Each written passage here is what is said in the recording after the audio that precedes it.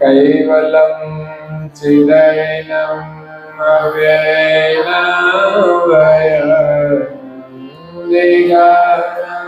लघुयाममोहम्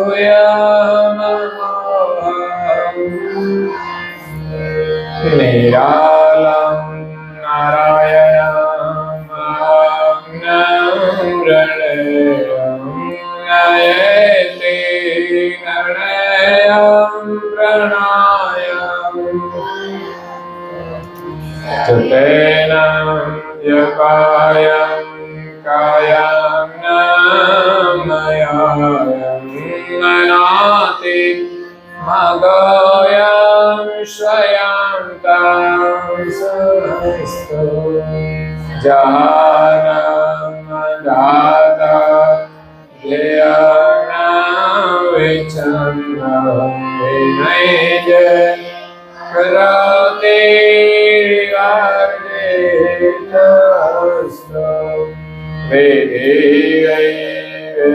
वेदान्ताय चन्देन चन्दं सनाते सनातं जिनाथाय अगाधं बहुगं लयजं महागं कुबेरं यमं नमामि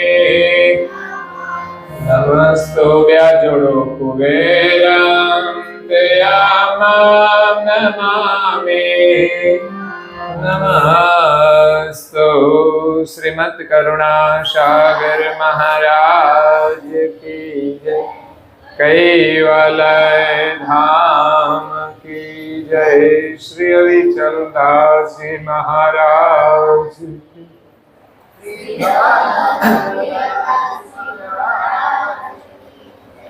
सत केवल साहेब पगे लागવાનું છે સત કેવલ સાહેબ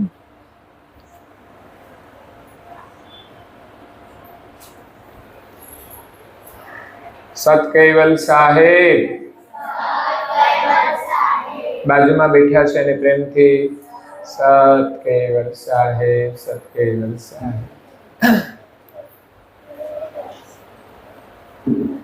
આજે બાલિકા સંસ્કાર શિબિરનો દ્વિતીય દિવસ અને શિબિરનું દ્વિતીય સત્ર આજનો વિષય છે ભારતીય પરિવાર વ્યવસ્થાનું મહત્વ. શું છે આજનો વિષય? ભારતીય પરિવાર વ્યવસ્થાનું મહત્વ.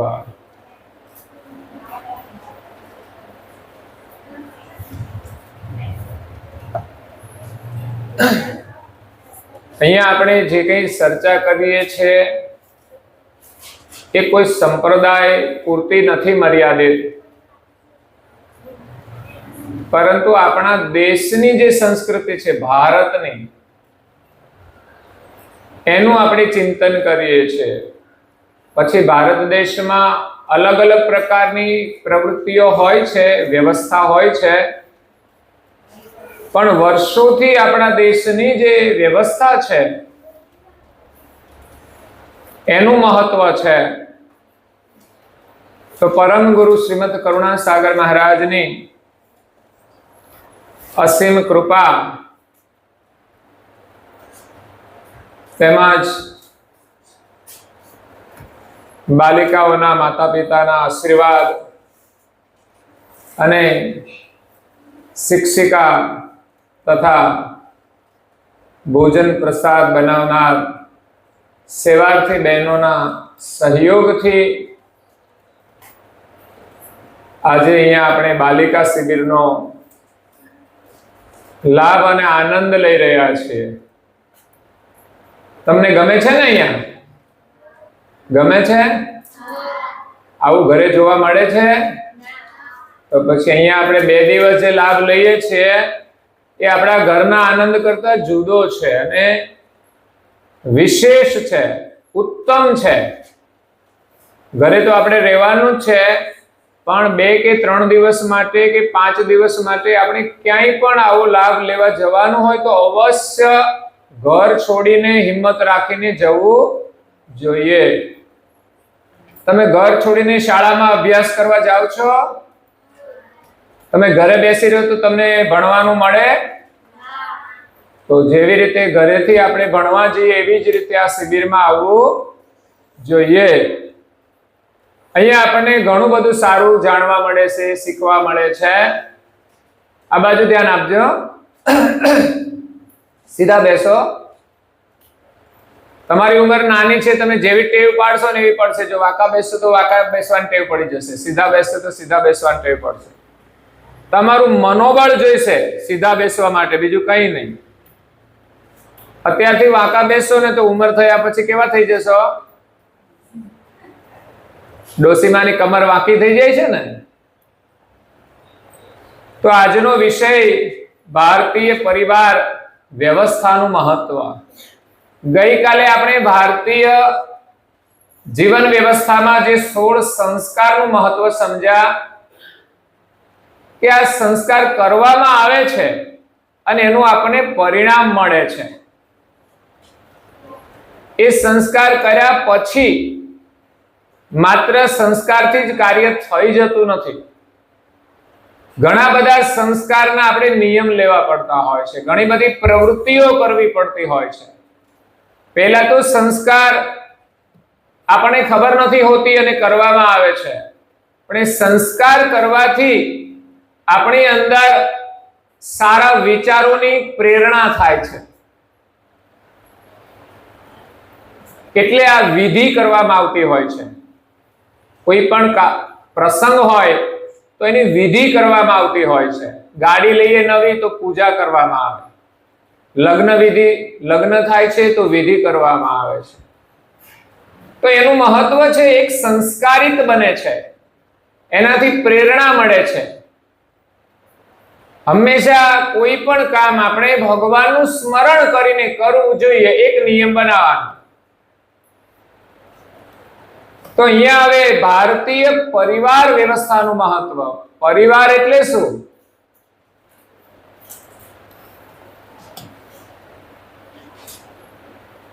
પરિવાર કોને કહેવાય?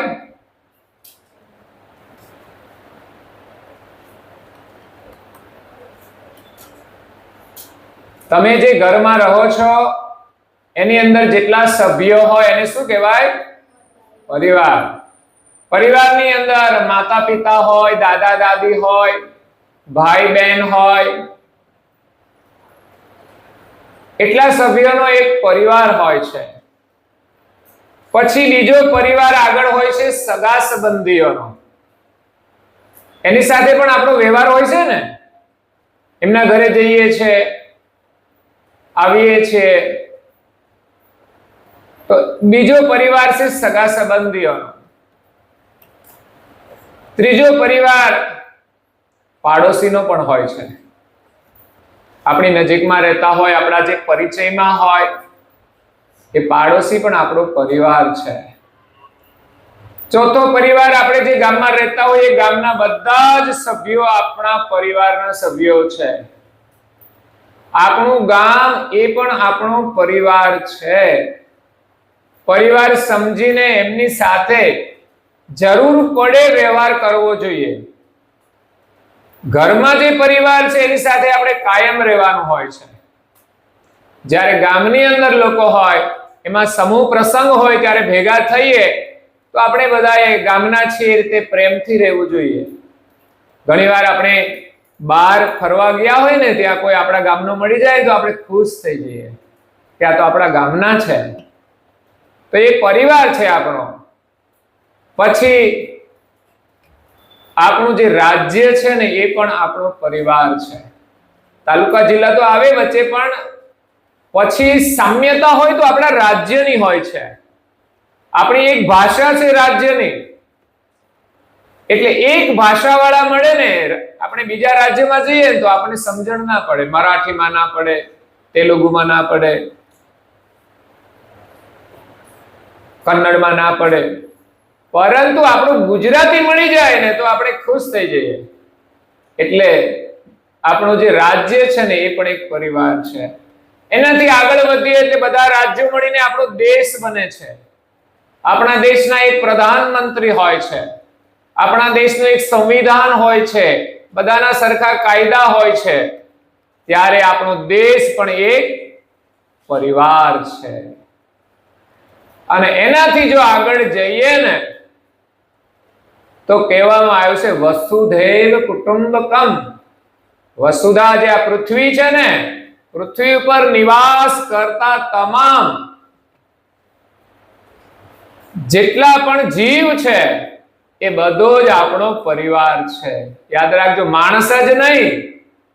આપણે રહીએ છીએ ને આપણા ઘરમાં, કોઈ માણસ જ આપણા પરિવારને, એ સિવાય પણ જે પ્રાણીઓ રહેતા હોય એ પણ આપણો પરિવાર છે. આપણા ગામના કૂતરા છે ને એ પણ આપણા પરિવારના સભ્યો જ છે. એ પણ આપણી રક્ષા કરે છે. કોઈ ચોર આવી જાય, ભસે, તો આપણને એમ થાય કશું હશે તો એને આપણે રોટલી નાખીએ છીએ. ગાયો ભેંસો છે એને પણ આપણે રોટલી નાખીએ છીએ, ઘાસ નાખીએ છીએ. તો આખી દુનિયા એ પણ આપણો પરિવાર છે. કારણ દુનિયા કેવી રીતે પરિવાર બને? તો કે આ દુનિયાના જુદા જુદા દેશો છે.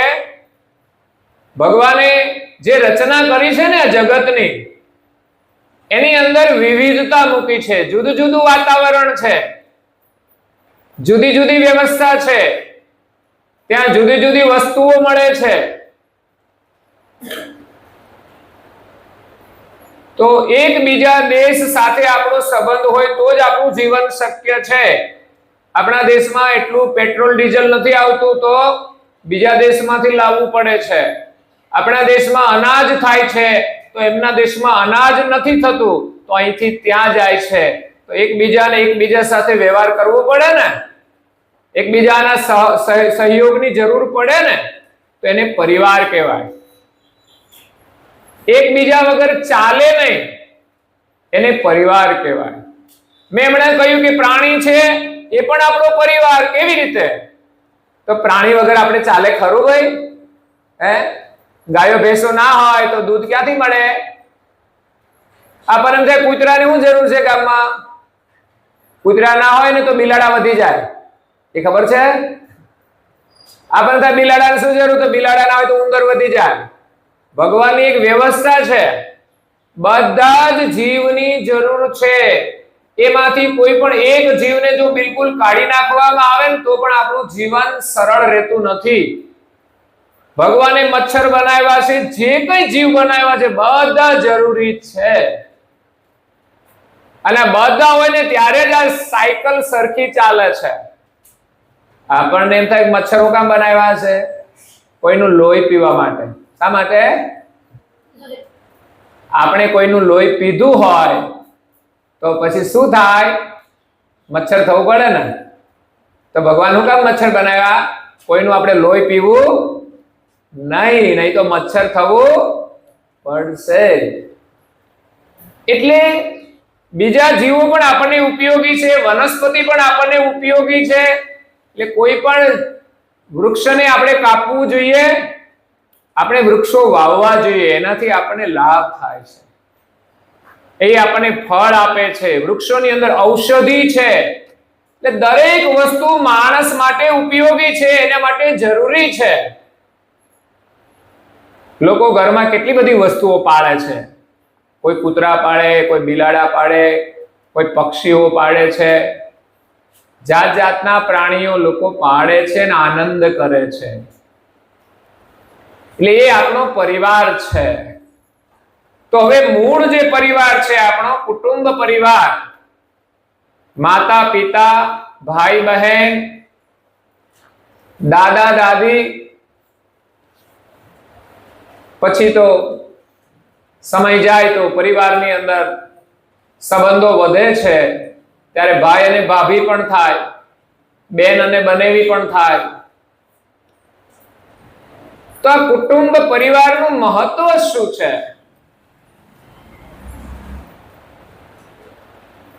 તો કે કુટુંબ પરિવાર એક આ જગતની વ્યવસ્થા છે. કોઈ વ્યક્તિ એકલો જીવી શકશે નહીં કે આ જગતની અંદર એને આવવું હોય તો આ કુટુંબ પરિવાર દ્વારા જે આવી શકે છે. એક કુટુંબ બને ત્યારે જ માણસ અહીંયા આવે છે. સ્ત્રી અને પુરુષ, પતિ અને પત્નીનું જોડાણ થાય છે, ત્યાંથી એક કુટુંબની શરૂઆત થાય છે. એમને ત્યાં પછી બાળકનો જન્મ થાય છે. અગર તો એ પતિ પત્ની છે, એ પણ કોઈના બાળક છે, એ પણ એક પરિવારમાંથી જન્મ લીધો છે. તો પરિવાર વગર આપણે આ જગતમાં આવી શકતા નથી. એટલે જે વિવાહ સંસ્કાર બતાવ્યા છે, સ્ત્રી અને પુરુષ ભગવાને બનાવ્યા છે, બંનેનું જોડાણ કર્યું છે, એના દ્વારા એક પરિવારનું નિર્માણ થાય છે. વિવાહ કરવા એ બધાના માટે જરૂરી નથી, પણ એક વ્યવસ્થા છે. આપણા દેશની અંદર ઘણા બધા લોકો એવા છે જેમણે વિવાહ નથી કર્યા અને સમાજ સેવાનું કાર્ય કરે છે. એના માટે વધારે અનુકૂળતા રહે છે. આપણા દેશના પ્રધાનમંત્રી લગ્ન કર્યા પણ પછી એને છોડીને એ દેશની સેવા માટે નીકળી ગયા. તો એ પણ એક વિવેક છે. જેમ ભગવાન બુદ્ધ લગ્ન કર્યા પણ સાધના કરવા માટે પત્નીને છોડીને ગયા હતા. તો છોડીને ગયા તો એને સારું કામ કર્યું છે, ઉત્તમ કાર્ય કર્યું છે. અને પ્રથમથી પણ વિવાહ ન કરીને સમાજ સેવાનું વિશેષ કાર્ય કરનારાઓ પણ આ જગતમાં છે. એટલે વિવાહ અનિવાર્ય છે, સમાજની વ્યવસ્થા છે. વિવાહ વગર રહેવું હોય તો તમારે માનસિક રીતે તૈયાર થવું પડે. એકલા રહેવું સહેલું નથી અને ભેગા રહેવું અઘરું છે. હા, બે ભેગા થાય ને તો સાથે મળીને રહેવાનું કામ બહુ કસોટી વાળું છે. સ્ત્રી અને પુરુષ બે ભેગા થાય એટલે એકબીજાએ બહુ સમજીને રહેવું પડે છે, નહીં તો એમાંય ઘણી સમસ્યાઓ આવે છે. તો આપણા દેશની અંદર કુટુંબની એક વ્યવસ્થા છે કે કુટુંબનો એક પરિવાર હોય છે, એના પ્રત્યે એકબીજા પ્રત્યે સ્નેહ હોય છે. આપણે વિદેશમાં જોઈએ ને તો ત્યાં કુટુંબ વ્યવસ્થાને બહુ મહત્વ નથી આપવામાં આવતું. ત્યાં પ્રાણી જેવું જીવન છે. પતિ પત્ની રહેતા હોય સાથે, એમના જે બાળકો હોય મોટા થઈ જાય અને એને પરણાવી દે એટલે જુદા થઈ જાય છે, એને છોડી દે છે. માતા પિતા ઘરે રહે, યા તો કોઈ વૃદ્ધાશ્રમમાં રહે, યા તો સરકારની વ્યવસ્થા છે એમાં રહે છે. વૃદ્ધાવસ્થાની અંદર એને બાળકોનો પ્રેમ મળતો નથી. જ્યારે આપણા દેશની અંદર એક કુટુંબ વ્યવસ્થા છે, તો એ કુટુંબની અંદર પતિ પત્ની અને એના બાળકો હોય છે, સાથે સાથે એના વૃદ્ધ માતા પિતા પણ હોય છે. એટલે પતિ પત્ની એના કામની અંદર વ્યસ્ત હોય, કઈ જરૂરી કામે બહાર ગયા હોય, એ સમયે ઘરમાં દાદા અને દાદી એ બાળકોનું ધ્યાન રાખે છે. આપણા પરિવારની વ્યવસ્થાનું મહત્વ છે કે ઘરમાં દાદા અને દાદી હોય તો કેટલો લાભ છે. પતિ પત્ની બંને નોકરી કરતા હોય તો બંનેને નોકરીએ જવું હોય, એના નાના નાના છોકરા હોય એને કોણ રાખે? દાદા અને દાદી ઘરમાં હોય તો એને સાચવે છે. જ્યારે વિદેશમાં શું હોય છે, એને સાચવવા માટે ક્યાંક મૂકી આવતા હોય છે, એને સાચવવાની એક વ્યવસ્થા હોય છે. પણ એ બાળકોને રાખવા માટે વ્યવસ્થા છે, પણ ત્યાંથી કોઈ પ્રેમ નથી મળતો. જ્યારે આપણા ઘરની અંદર, પેન નીચે મૂકી દે, ઘરની અંદર બાળકો રહેતા હોય અને દાદા દાદી હોય તો એને પ્રેમ મળતો હોય છે, અને દાદા બાળકોને પણ દાદા અને દાદી પ્રત્યે બહુ જ પ્રેમ હોય છે. એટલે વૃદ્ધાવસ્થાની અંદર વૃદ્ધ લોકોને આનંદ કરવાનું માધ્યમ એમના દીકરાના જે દીકરા હોય ને એ બાળકોને રમાડવાનું છે. નહીં તો ઉંમર થઈ જાય ને પછી પણ આપણે સમય કાઢવો અઘરો છે. તો આપણી ભારતીય વ્યવસ્થા એ છે કે આપણા માતા પિતા આપણી સાથે હોવા જોઈએ. એક જગ્યાએ લખ્યું તો કોઈએ પૂછ્યું કે તમે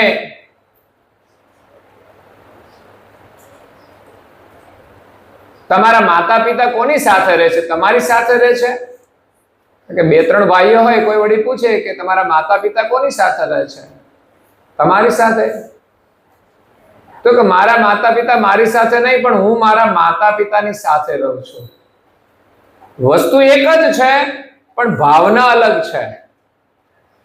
કારણ કે આ બધી વ્યવસ્થા માતા પિતાની હોય છે, અને આપણને એમણે ભણાવ્યા, આપણે નોકરી કરીએ, પછી વધારે કમાઈએ તો પણ આપણે માતા પિતાથી મોટા થઈ જતા નથી. હંમેશા આપણા માતા પિતાને આપણે આગળ રાખવાના, અને આપણે એની સાથે રહીએ છીએ એ ભાવનાની અંદર માતા પિતાના આશીર્વાદ છે. માતા પિતાને આપણી સાથે રાખવાના ના હોય, આપણે એમની સાથે રહેવાનું હોય, એમના આશીર્વાદ લેવાના હોય. એટલે આપણી કુટુંબ વ્યવસ્થા છે એનું મહત્વ છે કે દાદા દાદી હોય, પછી માતા પિતા હોય, તો એનું પણ કેટલું બધું યોગદાન છે તમને મોટા કરવામાં. બાળકનો જન્મ થાય, બાળક કેટલું રડતું હોય, બાળક બીમાર પડી જાય, એની પરિસ્થિતિ ગરીબ હોય તો પણ એની જે જરૂરિયાત હોય એ પૂરી કરવી. પછી ઉંમર થાય તો એને ભણવાનું, એનો પણ ખર્ચો લાગે. એક એક ઘરમાં ચાર ચાર દીકરીઓ હોય, એને ખબર હોય કે ઘર કેમ ચલાવવું. એક પરિવાર છે એની અંદર એક દીકરી આવી, બીજી આવી, ત્રીજી આવી, ચોથી આવી. એમની ઈચ્છા હતી કે એક દીકરો મળી જાય તો પછી વાંધો નહીં, કારણ કે દીકરો એક વારસ માને છે. દીકરીઓ પરણાવી દેતા હોય છે, પણ દીકરીને પણ વારસ બનાવી શકાય છે. એવું નથી કે દીકરો જ વારસો સંભાળે. જો બે ત્રણ દીકરીઓ હોય તો બે દીકરી સાસરે જાય તો એક દીકરી તો ઘરે રહી શકે છે. એવા કોઈ સંસ્કારી છોકરા સાથે સંબંધ કરે, અને છોકરા પરિવાર પણ વિચાર કરે કે એમને કોઈ દીકરા નથી તો એ પણ સારું છે. કોઈ બે દીકરા હોય તો એક દીકરો ત્યાં રહે, એક દીકરો એમની સાસરીમાં રહે. એવા પ્રસંગો બને છે. આ એક વ્યવસ્થા છે આપણી પરિવારની. તો ચાર દીકરીઓ, એમાં ચોથી દીકરી આવી ને, આ વખતે આવ્યા નથી, જો કે શિબિરમાં દર વર્ષે આવે છે દીકરીઓ સારસાથી, પણ ચોથી દીકરી આવી ને પછી એમ કે આ છોકરી આવી ને પછી તો અમારે બહુ સારું થયું. લક્ષ્મી છે. આજે દીકરીઓનો ઘણીવાર લોકો અનાદર કરતા હોય છે. એક દીકરી પછી બીજી દીકરી આવે તો પરીક્ષણ કરાવીને એનો સ્વીકાર નથી કરતા, ગર્ભપાત કરાવી દેતા હોય છે કે હત્યા છે. યાદ રાખવાનું, ક્યારે આપણે જે સંતાન જોઈએ એ ભગવાન જે આપે તેને આપણે સ્વીકારવાનું. પછી બે દીકરી હોય કે ત્રણ દીકરી, એમાંથી જ કોઈ આપણું ભાગ્ય બની જશે. અત્યારે તો દીકરીઓ પણ ખૂબ જ પ્રગતિ કરે છે, બહુ હોશિયાર છે, ફાઇટર જેટ ઉડાડે છે. કોઈ ક્ષેત્ર બાકી નથી કે દીકરીઓ ના હોય. પોલીસ ડિપાર્ટમેન્ટમાં પણ દીકરીઓની અંદર હિંમત કેટલી છે, જેટલી હિંમત ઘણા પુરુષોમાં નહીં હોય. પુરુષ એ પુરુષ છે ને સ્ત્રી એ સ્ત્રી હોવા છતાંય દરેકની વ્યક્તિગત કાર્યકુશળતા અલગ અલગ હોય છે. એની હિંમત, એનું કૌશલ્ય. તો તમે જેવો અભ્યાસ કરો એવું તમે આગળ વધી શકો છો. એટલે પરિવારની અંદર કોઈ પણ પરિસ્થિતિ હોય એને આપણે સાથે મળીને એનું નિરાકરણ કરવું જોઈએ. એનું નામ પરિવાર છે. પરિવારમાં કોઈ બીમાર પડે તો બધાએ એમની સેવા કરવી જોઈએ. પછી વૃદ્ધ માતા પિતા હોય, એ ચાલી ના શકતા હોય તો એને પાણી આપવું જોઈએ, એને ભોજન આપવું જોઈએ. પણ અત્યારે તો નવી આધુનિક દીકરીઓ એવી છે, એને લગ્ન કરવા હોય તો પૂછે ઘરમાં કેટલા સભ્યો છે, 2 ભાઈ હોય 3 ભાઈ હોય તો કે અમારે આવા મોટા પરિવારમાં લગ્ન નથી કરવા. પણ ખરેખર પરિવાર જેટલો મોટો છે ને એટલો જ વધારે એની અંદર પ્રેમ હોય છે, એની અંદર સહનશીલતા હોય છે અને એની અંદર આપણને સુરક્ષા પણ મળે છે, એકબીજાનો સહયોગ મળે છે. પણ યોગ્ય રીતે રહેવામાં આવે તો, સમજણ ના હોય તો મોટા પરિવારમાં ક્લેશ પણ વધે છે. પહેલા લોકોની માનસિકતા એવી હતી કે મોટો પરિવાર હોય એમ સારું, આપણો પરિવાર મજબૂત કહેવાય, કોઈ આપણી સામે લડી શકે, આપણો દેશ પણ મજબૂત હોવો જોઈએ, કોઈ આપણી સાથે અકારણ લડે નહીં, એમ આપણો પરિવાર પણ મજબૂત હોવો જોઈએ. સભ્યોની સંખ્યાની દ્રષ્ટિએ હોય કે પછી ઓછી સંખ્યામાં પણ જો તમારી એકતા હોય ને તો એ મજબૂત છે. પણ ઘરમાં તમે લડતા હો ને તો પછી તમારો પરિવાર રહેતો નથી. એટલે ઘરમાં ક્યારે કોઈની સાથે લડવું જોઈએ નહીં, એને પરિવાર કહેવાય. ઘરમાં ક્યારે ગુસ્સો કરવો જોઈએ નહીં. જીવનમાં આપણે આગળ આવીએ કે ભગવાન આપણને કશું આપે, આપણા શરીરમાં તાકાત હોય તો એનું અભિમાન કરવું નહીં. ભગવાન આપણને સુંદરતા આપે તો એનું અભિમાન કરવું નહીં. ભગવાન આપણને સંપત્તિ આપે એનું અભિમાન કરવું નહીં. ભગવાન આપણને સત્તા આપે એનું અભિમાન કરવું નહીં. પરંતુ આપણને મળેલી શક્તિનો આપણે સદુપયોગ કરવાનો, આપણે સુખી થવાનું અને પરિવારને સુખી કરવાના. 4 જણાનો કે 6 જણાનો પરિવાર હોય એને સુખી આપણે કરીએ, એનાથી ભગવાન આપણને વધુ શક્તિ આપે. આપણે પ્રયાસ કરવાનો, ભગવાન આપશે તો આપણે બીજા લોકોને પણ સુખી કરવાના. સગા સંબંધી પણ આપણો પરિવાર છે. એટલે જીવનમાં કોઈ પણ સમસ્યા આવી શકે. આર્થિક સમસ્યા હોય તો પણ બધાએ સાથે મળીને જો કામ કરે ને તો સમસ્યા દૂર થઈ જાય. એક તો સમસ્યાનું સમાધાન છે કે આપણી આવક હોય પ્રમાણે આપણે જાવક રાખવી. દીકરાની દીકરીઓ સમજીને વ્યવહાર કરે. અત્યારે તમારી સમજવાની ઉંમર શરૂ થાય છે, એટલે આ બધી વાતો સાંભળી હોય તો આગળ જતા ઉપયોગી થાય. નહીં તો કે પપ્પા મને આ લઈ દો, પપ્પાની પરિસ્થિતિ ના હોય તો આપણે જીદ કરવી જોઈએ. આપણી જે જરૂરિયાત હોય આપણે કદાચ માગીએ પણ પપ્પા ના પાડે ને તો ફરી આપણે માગવું જોઈએ. આપણે સમજવાનું કે પપ્પાની કદાચ પરિસ્થિતિ ના હોય તો ના લઈ આપે, કાં તો આપણા માટે જરૂરી ના હોય, આપણે કે મારે મોબાઈલ જોઈએ છે તો ના પણ લઈ આપે. થોડી વાર માટે એમનો મોબાઈલ માંગીએ તો આપણને જરૂરી હોય ને એટલો સમય આપે, પણ એનાથી વધારે પછી ના આપે તો આપણે જીદ કરવી જોઈએ નહીં. એટલે એક પરિવારની અંદર આપણે રહેવાનું છે ત્યારે એકબીજાને આપણે સહયોગ આપવાનો છે. એક આદર્શ પરિવાર કોને કહેવાય? એના માટે એક શ્લોક છે, સાનંદમ સદનમ સાનંદમ સદનમ સુતાચ્ચ સુધિયઃ કાંતા પ્રિય ભાષિણી. સાનંદમ સદનમ સુતાચ્ચ સુધિયઃ કાંતા પ્રિય ભાષિણી.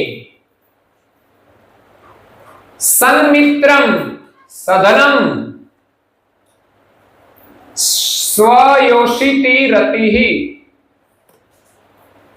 ચાગ્ના પરાઃ સેવકાઃ. આતિથ્યમ શિવ પૂજનમ પ્રતિદિનમ મિષ્ટાન પાનમ ગૃહે. સાધો સાધો સંગमुपासते हि सततम धन्यो ગૃહસ્થાશ્રમઃ સાનંદમ સદનમ સુતાશ સુધિયઃ કાંતા પ્રિયભાસિની સમિત્રમ સન્મિત્રમ સદનમ સ્વયોષિતિ રતિઃ ચાજ્ઞાપરાઃ સેવકાઃ આતિથ્યમ શિવપૂજનમ પ્રતિદિનમ મિષ્ટાનપાનમ ગૃહે સાધો સંગમુપાસતે સતતમ ધન્યો ગૃહસ્થાશ્રમઃ. જો આના અક્ષરો તમે જો, સાનંદમ, જે ઘરની અંદર આનંદ હોય એ આદર્શ પરિવાર છે, સુખી પરિવાર. ઘરમાં બધા ખુશ રહેવા જોઈએ. એવું નહીં કે સગવડ વધી જાય તો સુખી છે. સગવડ વધે તો પણ ઘણીવાર લોકો દુખી હોય છે, લડતા હોય છે. પણ બધા એકબીજાને પ્રેમ કરતા હોય, બધા આનંદમાં રહેતા હોય, એ સુખી પરિવાર છે. ઘરમાં સુખ હોવું જોઈએ, નહીં તો એ પરિવારનું કોઈ મહત્વ નથી. ઘરમાં સુખ હોવું જોઈએ. પણ સુખ કોને કહેવાય? તો કે પરિવાર સાથે પ્રેમ હોય ને એને સુખ કહેવાય. પરિવારને છોડીને કોઈ વસ્તુને પ્રેમ કરવો નહીં. તમને વસ્તુ વાલી છે કે તમને તમારી મમ્મી વાલી છે? તમને વસ્તુ વાલી છે કે તમારા પપ્પા વાલા છે? તો સાનંદમ સદનમ, ઘરની અંદર આનંદ હોવો જોઈએ. સદન એટલે ઘર, અને ઘરની અંદર આનંદ. એક સારું ઘર જોઈએ, અને ઘર તો નાનું હોય પણ ઘરની અંદર આનંદ હોવો જોઈએ. સાનંદમ સદનમ સુતાશ્ચ. સુત એટલે પુત્ર. પુત્ર કેવો હોવો જોઈએ? સુધીયઃ, સમજદાર હોવો જોઈએ. દીકરા કેવા હોવા જોઈએ? રાવણ જેવા નહીં, પણ રામ જેવા હોવા જોઈએ. કંસ જેવા નહીં, પણ કૃષ્ણ જેવા હોવા જોઈએ.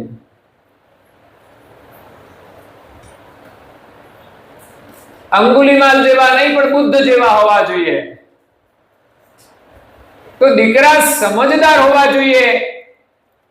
મતલબ માતા પિતાની આજ્ઞા પાળતા હોવા જોઈએ. ઘરમાં કોઈ તોફાન ના કરે એવા દીકરા હોવા જોઈએ. દીકરા એટલે દીકરીઓ પણ. સંતાન કેવા હોવા જોઈએ? સમજદાર. એટલે માતા પિતાની આજ્ઞા પાળવી જોઈએ. એ આપણા સારા માટે જ કહેતા હોય છે. તો જે ઘરની અંદર આનંદ હોય, સમજદાર દીકરા દીકરીઓ હોય, કે ખોટી જીદ ના કરે.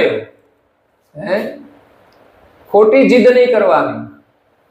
સારું કામ હોય, આપણી ભલે ઈચ્છા ના હોય તો પણ કરવું જોઈએ.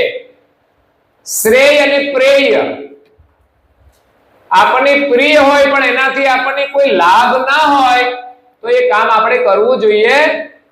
પછી ખાવાનું હોય કે બોલવાનું હોય કે જોવાનું હોય કે કંઈ લેવાનું હોય, જેનાથી આપણને લાભ ના હોય, એ આપણને પ્રિય હોય તો પણ લેવું જોઈએ. અને શ્રેય, જેનાથી આપણું સારું થાય, જે આપણા માટે લાભરૂપ હોય, એ આપણને કદાચ પ્રિય ના હોય તો પણ આપણે કરવું જોઈએ. કચરા પોતા કરવાના આપણને ગમે નહીં પણ કરવા, વાસણ માંજવાના આપણને ગમે નહીં પણ કરવું જોઈએ. સેવાનું કાર્ય આપણને ના ગમે તો પણ કરવું જોઈએ. અને ટીવી જોવાનું આપણને ગમે તો પણ છોડવું. ઘણા લોકો તો આદત પડી જાય ને પછી સંધ્યાનો સમય થઈ જાય અને સરસ સિરિયલ આવતી હોય તો છોડી શકતા નથી. આપણે રમવા જઈએ તો પણ સંધ્યા થાય ને એટલે ઘરે આવી જવાનું, હાથ પગ ધોઈ અને આપણે મંદિર આગળ બેસી આપણને જે પ્રાર્થના આવડે, અગર તો આપણે પુસ્તિકા લઈને એક પ્રાર્થના કરવાની. આ સંસ્કાર હોવા જોઈએ. તો અહીંયા બાળકો સમજદાર હોવા જોઈએ. ઘણા બધા બાળકો બહુ સમજદાર છે, માતા પિતાની આજ્ઞા પ્રમાણે જ રહેતા હોય છે અને બાળકો સુખી થાય છે. અને ઘણા તોફાની પણ હોય છે, માતા પિતાનું કહ્યું માનતા નથી, પછી મોટા થાય એ દુખી થાય છે. ઘણા બાળકો ભણતા નથી તો પણ દુખી થાય છે. તો ઘરમાં આનંદ જોઈએ, બાળકો સમજદાર જોઈએ. કાંતા પ્રિય ભાષિણી, કાંતા એટલે પત્ની કેવી હોવી જોઈએ? પ્રિય ભાષિણી. પ્રિય ભાષિણી, ભાષણ એટલે બોલવું. પત્ની પ્રિય બોલે એવી જો પત્ની હોય તો ઘરની અંદર બધાને આનંદ આવે છે. હંમેશા પ્રિય બોલવું જોઈએ. કટુ વચન ક્યારેય બોલવા જોઈએ? જૂઠ તો કદાપી નહીં બોલવાનું.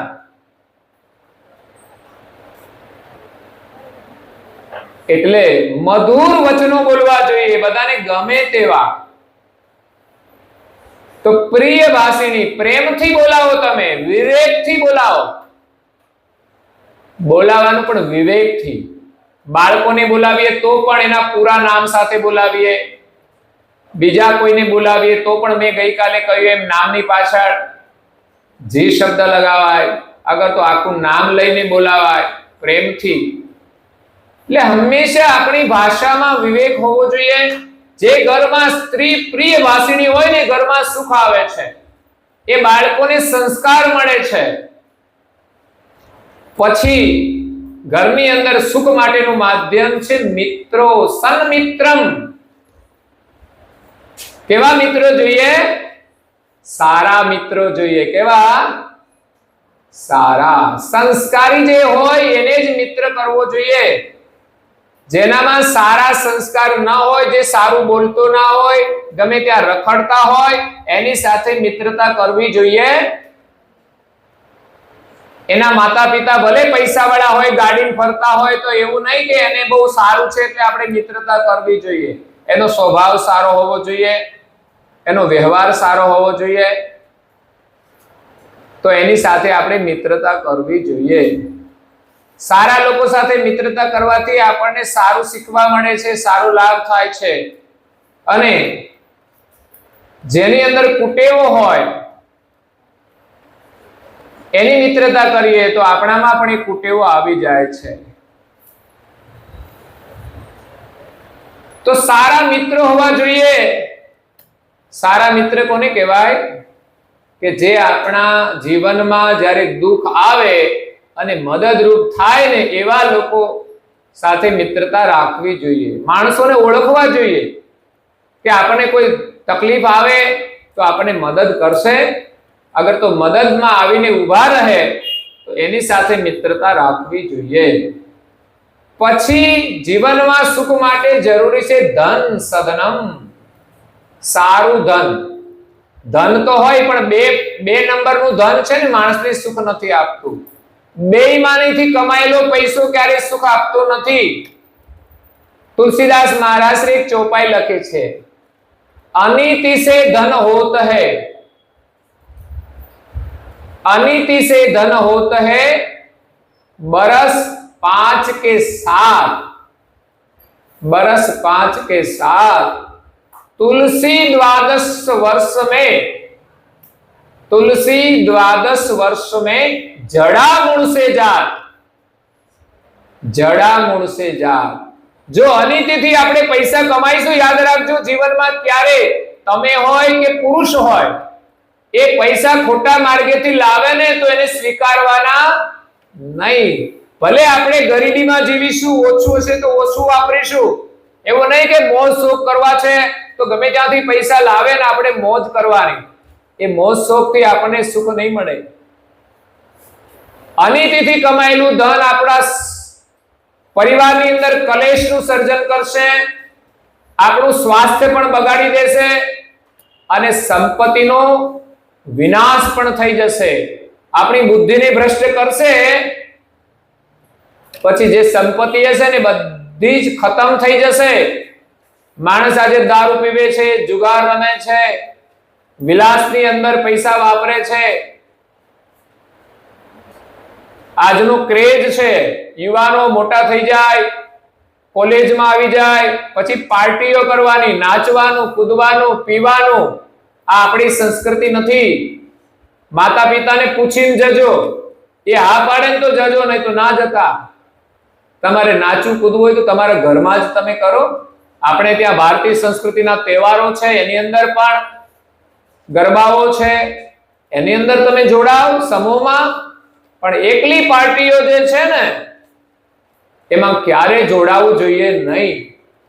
એમાં તમારું પતન થઈ જશે, તમારા પરિવારનું પતન થઈ જશે. દીકરા દીકરીઓ સમજદાર ના હોય તો માતા પિતા દુખી થઈ જાય છે. 10મા ધોરણ પછી તો ખાસ સાવધાની રાખવાની, એટલા માટે આ શિબિર છે. મિત્રો હંમેશા સજાતી જ રાખવાના, વિજાતી પરિચય પૂરતું સીમિત, પણ એની સાથે વધારે નિકટતા જરૂરી નથી. તો અહીંયા મિત્રો સારા હોવા જોઈએ અને આપણી પાસે જે ધન આવે એ આપણી મહેનતનું હોવું જોઈએ, આપણા હકનું હોવું જોઈએ. અને ભગવાન જે ધન આપે ને એમાંથી આપણે થોડું સારા કાર્યની અંદર પણ વાપરવું જોઈએ. તો એ ધન આપણને સુખ આપે છે. ધન મળી જાય પણ જો આપણી પાસે સમજણ નહીં હોય, વિવેક નહીં હોય તો બુદ્ધિ ભ્રષ્ટ થઈ જશે. ખોટા માર્ગે વાપરીને આપણે બરબાદ થઈ જઈશું. એટલે ધન મળવું મહત્વનું નથી, પણ જીવન નિર્વાહ માટે ધન જરૂરી છે. એટલે અહીંયા કહે છે સધનમ, જરૂરિયાત પૂરતું ધન જરૂરી છે, અને એ પણ મહેનતનું હોવું જોઈએ, આપણા હકનું હોવું જોઈએ. સ્વયોષિતી રતિ, પતિ અને પત્ની પ્રત્યે પ્રેમ હોવો જોઈએ. આ મહત્વનું પાસું છે. પતિ અને પત્નીની અંદર અદ્ભુત પ્રેમ હોવો જોઈએ. પત્નીને પતિ પ્રત્યે પ્રેમ હોય, પતિને પત્ની પ્રત્યે પ્રેમ હોય. પણ અત્યારે લોકોની મહત્વાકાંક્ષાઓ એટલી વધી ગઈ છે કે પતિને છોડી અને પત્નીને છોડીને લોકો વસ્તુઓને મહત્વ આપે છે. મારે આ જોઈએ, મારે પેલું જોઈએ, ન લાવે આપે તો તમારી સાથે નહીં બને. નાની નાની વાતોમાંથી ઝઘડા કરે. અરે વસ્તુનું કોઈ મહત્વ નથી. તમારો પ્રેમ છે ને એ જ સુખ છે, એના આગળ વસ્તુનું કોઈ જરૂર નથી. હોય તો ભલે, ન હોય તો પણ ભલે. ન હોય ને મેળવવાની હોય તો પતિ પત્ની સાથે પ્રેમથી જો પુરુષાર્થ કરે તો અવશ્ય ને મળે છે. એટલે પતિ અને પત્નીમાં પ્રેમ હોવો જોઈએ. એ જ સાચું દાંપત્ય જીવન છે. આપણે ત્યાં જે પરિવારની વ્યવસ્થા છે એમાં પતિ અને પત્નીમાં પ્રેમ હશે, એવા વાતાવરણમાં જ બાળકોની અંદર સારા સંસ્કારનું નિર્માણ થશે. હું જોઉં છું પતિ અને પત્નીની અંદર સમજણ હોવી જોઈએ. બંને એકલા હોય ત્યાં સુધી તો ઠીક છે, ઝઘડાનું કોઈ કારણ જ નથી હોતું. શા માટે ઝઘડો કરવાનો? દરેક વાત વિનયથી કરીએ, વિનમ્રતાથી કરીએ તો ઝઘડો થવાનું કોઈ કારણ જ નથી. બંને એકબીજાને સમજે. પતિ અને પત્ની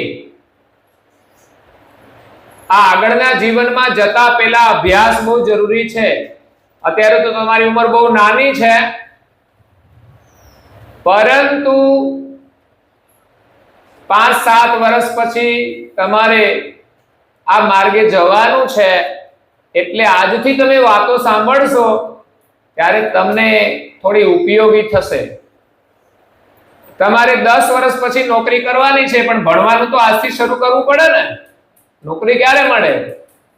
તમે પૂર્ણ અભ્યાસ કરો પછી તમને નોકરી મળે છે, ત્યારે અભ્યાસ કામ લાગે છે. એવી જ રીતે જે ગૃહસ્થાશ્રમની અંદર જોડાવાનું છે, પરિવારની અંદર રહેવાનું છે, આમ જોઈએ તો પરિવારમાં રહેવાનું છે, એના માટે આ વાતો મહત્વની છે કે બાળકોનું કર્તવ્ય શું છે એમાં તો અત્યારે જરૂરી છે, પણ આગળ જતા તમે બધા જાણો છો કે ઉંમર થયા પછી સ્ત્રી અને પુરુષનું જોડાણ થાય છે. તો એની અંદર આપણે કેવી રીતે રહેવાનું એની સમજણ હોય પછી જ એમાં જોડાવવું જોઈએ. આપણામાં નોકરીની સમજણ આવે પછી નોકરી મળે છે, એવી જ રીતે લગ્ન ગ્રંથિથી જોડાતા પહેલા એમાં કેવી રીતે રહેવાનું એની સમજણ મેળવવી જોઈએ. અને એ સમજણ આપણને પહેલામાં પહેલી આપણા પરિવારમાંથી મળે છે. દીકરા અને દીકરીઓને સમજણ ક્યાંથી મળે? તો કે એના માતા પિતાના જીવનમાંથી. અને માતા પિતાએ હંમેશા બાળકોને જે સંસ્કાર આપવાના છે એનો આદર્શ એમને જ ઉદાહરણ બનીને પ્રેરણા આપવાની છે. મહાપુરુષો કહે છે કે બાળકોને જે શીખ આપવાની છે એ વધુમાં વધુ આપણે આચરણમાં ઉતારીને આપવાની છે. પિતાને વ્યસન હશે તો એ છોકરો કોઈ વ્યસન કરશે તો એને ના પાડી શકશે ખરા? નહીં પાડી શકે. પાડશે તો એ સામું કહી દેશે, એને ખબર હોય તો. એટલે આપણામાં કોઈ કુટેવ હોય છે તો આપણે બાળકોને સુધારી નથી શકતા. ભલે એનામાં કોઈ બીજી કુટેવ હશે પણ એ સામું કહી દેશે તમે પણ આવું કરો છો, તો આપણા માટે શરમાવા જેવી વાત છે. એટલે પતિ અને પત્ની એક આદર્શ જીવન એવું જીવવું જોઈએ કે એના બાળકોને પ્રેરણા મળે. હું જોઉં છું ઘણીવાર છોકરાની હાજરીમાં પતિ પત્ની વાત કરતા હોય તો એને ખ્યાલ રાખવું જોઈએ કે અમારા બાળકો હાજર છે, એટલે ક્યારેય પણ સભ્યતા છોડીને કે ગુસ્સામાં કે આવેશમાં વાત કરવી જોઈએ નહીં. આપણે ખ્યાલ રાખવો જોઈએ બાળકોની ઉપસ્થિતિ છે, એના માનસ ઉપર એની કેવી અસર પડે. એ હંમેશા માતા પિતા પ્રત્યે પ્રેમ રાખે છે અને એને બેને સંઘર્ષ કરતા જોવે તો એના મન ઉપર કેવી અસર થાય. અને પછી કાયમનો અભ્યાસ થઈ જાય ને તો પણ એ જ વિચાર લઈને જાય કે આવું તો અમારા ઘરમાં થતું હતું, એટલે આમનું આમ જ કરવાનું હોય. એટલે હંમેશા યાદ રાખવાનું પતિ અને પત્ની પ્રત્યે અદ્ભુત પ્રેમ હોવો જોઈએ, જે આજે જોવા ઓછો મળે છે આપણી ભારત દેશની સંસ્કૃતિમાં. પણ આજે જે પ્રસંગો બની રહ્યા છે, ઘરની જે પરિવાર છે ને એ વિખૂટા પડી રહ્યા છે. પહેલા તો 2-4 દીકરાઓ હતા, એને મોટા પરિવાર હતા. હવે એક એક દીકરા છે એનો પરિવાર હોય, હવે એમાંય પતિ પત્ની જુદા પડે તો શું થાય? એ પાછા એકલા હોય ને જુદા પડે એ સારું તો નથી જ.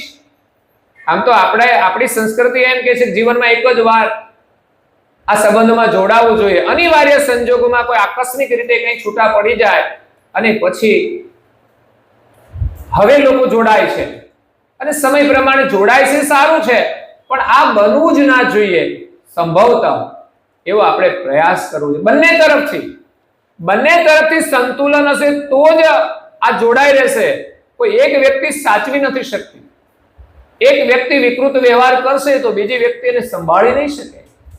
એટલે પુરુષ અને સ્ત્રી બંનેએ પોતાની જે જવાબદારી છે એને સમજવી પડશે. તો પતિ અને પત્ની બંને સભ્યતાથી વર્તન કરે, પોતાનું કર્તવ્ય ધર્મ સમજીને એનું પાલન કરે. એના માટે શાસ્ત્ર અધ્યયન બહુ જરૂરી છે. આજે લોકોને શાસ્ત્રોનું જ્ઞાન જ નથી. અભ્યાસ કરીએ ને તો પરંપરાગત જે સંસ્કારો હોય સમાજમાં જે હોય એ હોય છે, પણ શાસ્ત્રો આપણને શું કહે છે, આપણા ઋષિમુનિઓ એ કેવી રીતે જીવા એની આપણને ખબર જ નથી. એક પતિ એની પત્નીને તું કહીને નથી બોલાવતા. આજે આપણો વ્યવહાર ચાલે છે ને, બધું ચાલે છે, ભાઈઓને તો મજા જ આવી જાય તું કહેવામાં, કારણ કે ગમે તેમ બોલી શકાય તું માં. પણ ના, એવું નથી. સભ્યતા એની જે મર્યાદા છે ને એનું ક્યારેય લોપ ના થવું જોઈએ. એ પતિની મહાનતા છે અને પત્નીની મર્યાદા છે હંમેશા રહે. પતિની મર્યાદા એ પત્નીનું ગૌરવ છે. એટલે પહેલાના ઋષિમુનિઓ પત્નીને દેવી કહીને બોલાવતા હતા. નામ ના લે પણ દેવી કહીને બોલાવતા હતા. કઈ કામ હોય તો દેવી શબ્દનો પ્રયોગ કરતા હતા. અત્યારે તો પુરુષો એમ કહે કે તું, તો પછી પત્નીઓ અત્યારે સુધરી ગઈ છે એમ કે તું. પતિને શું કહે છે? તું ક્યાં ગયો હતો? અને એમાં જો ઘરમાં લડાઈ ઝઘડા થાય ને તો તમેમાંથી તું થતા વાર લાગતી નથી. એવું જોયું છે. મને ફોન આવે ને એવા અનુભવો થયા છે કે એમના ઘરવાળાની ફરિયાદ કરે પણ તું શબ્દથી કરી દે, એટલે મને ખબર પડી જાય કે આ વાતાવરણ કેટલું બગડી ગયું છે. મર્યાદાની બહાર જાય ને એટલે શબ્દના પ્રયોગ બદલાઈ જાય છે. એટલે આ સભ્યતા પતિ પત્ની વચ્ચે પ્રેમ હોવો જોઈએ, એકબીજાના એ જીવન સાથી છે એટલે દરેકનું જે કર્તવ્ય હોય એને સમજીને એને ઘરમાં કામ કરવાનું છે. પત્ની ઈચ્છા રાખે કે હું કહું એમ મારા પતિ કરે, પતિ ઈચ્છા રાખે હું કહું એમ મારી પત્ની કરે, એ રીતે જીવન સલામત નહીં રહે. પરંતુ પત્નીની ઈચ્છા પ્રમાણે પતિ રહે અને પતિની ઈચ્છા પ્રમાણે પત્ની રહેવા તૈયાર થઈ જાય, બંનેની અંદર ત્યાગ ભાવના હોય, પ્રેમ હોય અને સમર્પણ હોય તો ઘરમાં સુખ છે, બીજે ક્યાંય નથી. પણ વચ્ચે કઈ ને કઈ મહત્વાકાંક્ષાઓ, સ્વાર્થ આવી જાય છે, એના જૂના સંસ્કારો, સ્વભાવ આ બધું નડતું હોય છે. એટલે એને આપણે સુધારવા જોઈએ. તો પ્રિય ભાષિણી સન્મિત્રમ સદનમ સ્વાયોચિતિ રતિ ચાજ્ઞા પરા સેવકા, આજ્ઞાકારી સેવકો હોવા જોઈએ. આપણા ઘરમાં કોઈ સેવક હોય, કામ કરતા હોય તો એ આજ્ઞાકારી હોવા જોઈએ. આતિથ્યમ, અતિથિ ધર્મ છે. આપણા ઘરે કોઈ આવે એનો આપણે આદર કરવાનો, સત્કાર. આપણા સગા હોય, કોઈ પણ આવે તો આપણે આદર આપીએ, એને બેસવાનું આપીએ, એને જળ આપીએ, પછી આપણા વ્યવહાર પ્રમાણે જે કંઈ આદર કરતા હોઈએ એ પ્રમાણે આપણે આદર કરીએ. અતિથિનો સત્કાર એક સંસ્કારની ઓળખ છે. આપણે એકવાર એક અંધ માણસ રસ્તા પરથી ચાલ્યો આવે છે, એને બહુ જ ભૂખ લાગેલી. તો એક સાહેબ એને મળ્યા અને એને વાત કરી કે ભાઈ મને બહુ ભૂખ લાગે છે, મને કોઈ ખાવાનું આપો. પોતે અંધ માણસ છે એટલે સાહેબ એના ઘર બાજુ જતા હતા, એનું ઘર થોડું દૂર હતું. એમણે કહ્યું કે આ રસ્તે તમે સીધા સીધા આવજો, હું જલ્દી જાઉં અને મારી પત્નીને કહું તમારા માટે ભોજન બનાવી દે. આ એક સંસ્કાર છે. એક ભૂખ્યો માણસ મળે છે, એને જમાડવા માટેના ભાવ, જમાડવા માટેનો ભાવ કે હું મારે ઘરે જાઉં અને મારી પત્નીને કહું એ ભોજન બનાવી દે. પત્ની જો સંસ્કારી હોય તો બનાવી દે, નહીં તો કે ભાઈ અત્યારે નવરાશ નથી. જ્યારે સંસ્કાર હોય છે ને તો એમ કહે કે ભાઈ એક ભૂખ્યો માણસ આવે છે ને જમાડવાનો છે તે બનાવી દે છે. એટલે અડધા કલાકની અંદર એ અંધ માણસ એમના ઘરે આવવાનો હતો. એના પેલા ભાઈ છે એ સાધન દ્વારા પહોંચી ગયા એમના ઘરે અને પત્નીને કહ્યું કે એક અંધ માણસ આવે છે, એના માટે ભોજન બનાવવાનું છે. પત્નીએ ભોજન બનાવ્યું. અડધો કલાક થયો, પેલો અંધ માણસ આગળ આવ્યો. ત્યાં સાબે એમને પોતાના ઘરે લીધો અને કહ્યું આવી જાઓ અહીંયા મારા ઘરે ભોજન કરવા માટે. હવે પત્નીએ ભોજન બનાવ્યું 2 માણસનું, 2 થાળી તૈયાર કરી અને કહ્યું કે એને જમવા બેસાડી દો. પતિએ પૂછ્યું કે આ 2 થાળી કોના માટે બનાવી છે? તો પત્ની કહે કે અંધ માણસ હોય તો એકલો થોડો હશે, એના સાથે કોઈ દોરનાર તો હશે ને. આવા વિચારથી ગૃહિણીએ 2 માણસનું જમવાનું બનાવ્યું. ભલે માણસ એક જ આવ્યો પણ એમની એક ભાવના કેવી છે કે અંધ માણસ હશે તો એની સાથે કોઈ દોરનાર પણ હશે. તો એક ભાઈના સંસ્કાર હતા, એમના પત્નીની અંદર પણ એનાથી વિશેષ સંસ્કાર હતા. જો આવા સંસ્કાર હોય અતિથિ સન્માનના તો એ પરિવારની અંદર હંમેશા સુખ રહે છે. પરિવારની અંદર પતિ અને પત્નીમાં પતિએ પત્ની પાસેથી સુખ લેવાની ઈચ્છા નથી રાખવાની. મોટા ભાગે એમ હોય કે તું મને સુખ આપે, હું કહું એમ તું કરે તો મને સુખ મળે. પત્ની એમ ઈચ્છે છે કે હું કહું એમ તમે કરો તો મને સુખ મળે. પણ હકીકતમાં આપણે એકબીજાને સુખ આપવાનું છે. પતિએ પત્નીને સુખ આપવાનું છે અને પત્નીએ પતિને સુખ આપવાનું છે. વસ્તુ એક જ થાય છે પણ માગણી કરો ને તો એકબીજાને સુખ નથી મળતું. અને જ્યારે આપવાની ભાવના હોય, કારણ કે લેવાની ભાવનામાં છે ને કોઈ મર્યાદા નથી હોતી. ગમે તેટલું આપે ને તો લોકોને સંતોષ નથી થતો, એટલે ગમે ત્યાં પૂર્ણ વિરામ લાગી જાય છે. જ્યારે સેવા કરવાની હોય ને ત્યારે આપણી ભાવનાથી જેટલી કરી શકે તેટલી આપણે કરવાની છે. અને આપણી કોઈ સેવા કરે એમાં કોઈ ડિમાન્ડ ના હોય કે તમે આટલું કરો જ. સેવા કરે તો આપણે ગૌરવ અનુભવીએ કે પતિએ મારી આટલી સેવા કરી કે પત્નીએ આટલી સેવા કરી. સમય અને સંજોગ પ્રમાણે દરેકે સેવા કરવી જોઈએ. તો અહીંયા અતિથિનો ધર્મ છે એ આપણે પાડવો જોઈએ ઘરમાં. શિવ પૂજનમ, આપણા ઘરમાં આપણે પૂજા કરવાની હોય, પરમેશ્વરની પૂજા થવી જોઈએ, એ આપણા સંસ્કાર છે, પરિવારના સંસ્કાર. તો આપણા ઘરમાં મંદિર હોય, આરતી પૂજા થતી હોય, તો હું વારંવાર કહું છું કે એક વ્યક્તિ કરે એવું ના હોવું જોઈએ. ઘરમાં જેટલા સભ્યો હોય દરેકે પોતાની પૂજા અને પ્રાર્થના કરવી. નાનું બાળક હોય ભણવાની શરૂઆત કરે ને ત્યારથી આ સંસ્કાર શરૂ થઈ જાય કે મંદિરે બેસીને પગે લાગે, પછી એક ધોરણ આગળ જાય તો કંઈ વધારે થોડું શીખે. મેં જોયા છે નાના નાના બાળકોને કેટલા બધા સરસ શ્લોક આવડે છે. અમારા બહેનો સાથે આવી છે ને પેલી બે દીકરીઓ, એ પણ બહુ સરસ મજાના શ્લોક બોલે છે. એમના ઘરે ગયો ત્યારે એમને બધા બહુ સરસ શ્લોક બોલ્યા હતા. એકવાર હું ભાવનગર ગયો, ત્યાં એક બ્રાહ્મણના ભાઈ આવ્યા હતા, એમની સાથે થોડો સત્સંગ થયો. પછી મને એમણે એમના બાળકનો વિડીયો બતાવ્યો, એટલે જોયું તો જબરજસ્ત એ સંસ્કૃતના શ્લોક બોલતો હતો. તો આપણા બાળકોને આપણે શીખવાડીએ ને, માતા પિતા જો શીખવાડે ને તો બાળકને સ્તુતિ પ્રાર્થના કેમ ના આવડે? પણ અમે જોયું છે કે માતા પિતાને જ નથી આવડતી હોતી, એ જ નથી કરતા હોતા, તો પછી કુવામાં ના હોય તો પછી હવાડામાં ક્યાંથી આવે? તો એક આદર્શ પરિવાર કોને કહેવાય? જ્યાં લક્ષણો બતાવ્યા ને એ બધા ભેગા થાય ને ત્યારે એક આદર્શ પરિવારનું નિર્માણ થાય છે. અને એમાં જ સુખ સમાયેલું છે. જ્યાં પરિવારમાં જ પ્રેમ ન હોય એ બીજાને શું સુખ આપશે? એવા પરિવારો બધા ભેગા થાય ને તો એ ગામની અંદર પણ સુખ નથી રહેતું. જ્યાં ઘરમાં જ સુખ ન હોય ત્યાં ગામમાં કેવી રીતે સુખ હોય? અત્યારે દેશ લડે છે. શા માટે? પોતાના સ્વાર્થ માટે. એકબીજાને મદદ કરવી જોઈએ કે આપણો એક પરિવાર છે. આપણા દેશના એક પ્રધાનમંત્રી એવા છે જે ભારતીય સંસ્કૃતિની વિચારધારા વાળા અત્યારે વર્તમાનમાં છે. હા, એવા આતંકવાદીઓ મળે છે તો એનો સામનો કરે છે. ગયા જ વર્ષે શિબિરના વખતે પહેલગામનો પ્રસંગ બન્યો હતો.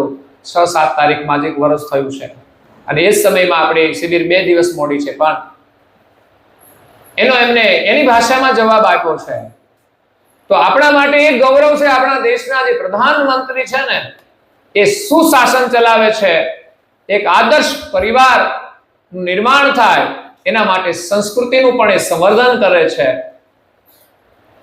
એટલે આપણા માટે ગૌરવ છે.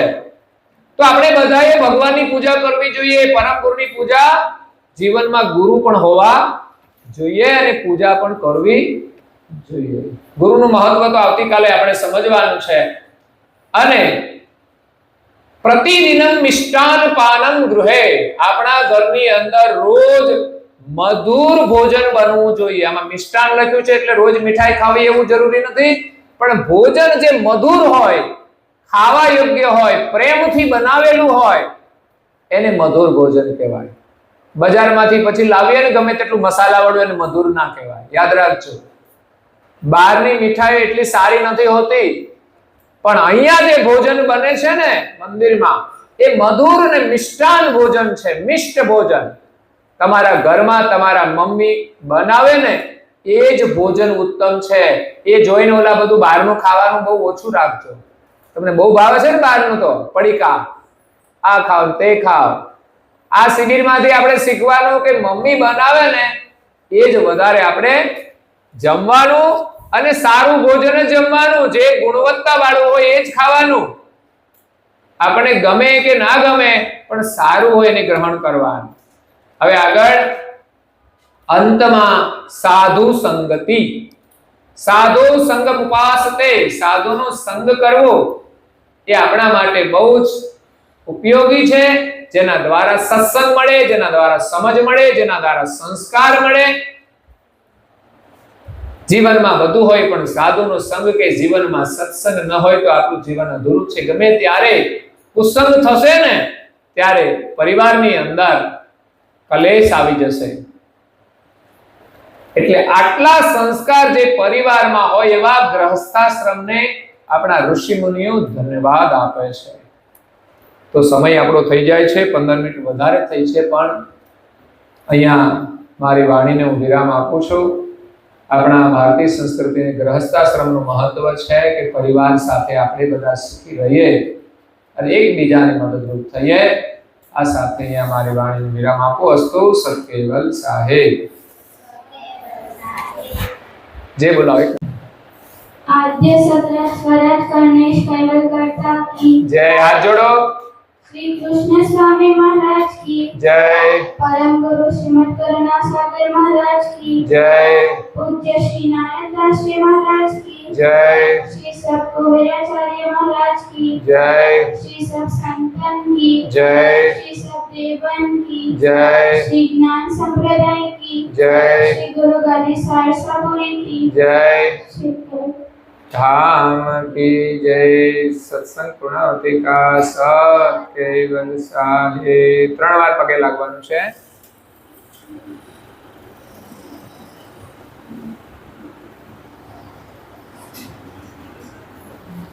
કૈવલ હંસો સત્કેવલ સાહેબ. બોલો. બાજુમાં બેઠા છે ને કેજો પ્રેમથી સત્કેવલ સાહેબ, સત્કેવલ સાહેબ.